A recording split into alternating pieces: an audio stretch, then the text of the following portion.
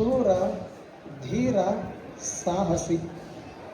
ವೀರ ಯೋಧರಂದ್ರ ಕೈಯೊಳಗ ಬಂದೂಕ ಹಿಡ್ಕೊಂಡು ಕತ್ತಿ ಹಿಡ್ಕೊಂಡು ಇನ್ನೊಬ್ಬೊಂದು ದೇಶದ ರುಚಿಗೆ ಹೋರಾಡೋದಲ್ಲ. ಒಳ ಅರ್ಥ ಹಿಂಗದಲ್ಲ, ಮರಣದ ಜೊತೆಗೆ ಹೋರಾಟ ಮಾಡೋರು, ತಮ್ಮ ಮರಣದ ಜೊತೆಗೆ ಹೋರಾಟ ಮಾಡೋರು. ನಾನು ಬದುಕಬೇಕು, ಇನ್ನೊಂದು ದೇಶವನ್ನ ನಾಶಗೊಳಿಸಬೇಕು. ನಾನು ಬದುಕಿದೆ ಅಂದ್ರ ನನ್ನ ದೇಶ ಬದುಕ್ತದ, ದೇಶದ ಜನತೆ ಬದುಕ್ತದ, ದೇಶದೊಳಗಿರ್ತಕ್ಕಂಥ ಧರ್ಮಗಳು ಬದುಕ್ತಾವು, ಮಠ ಮಂದಿರಗಳು ಬದುಕ್ತಾವು.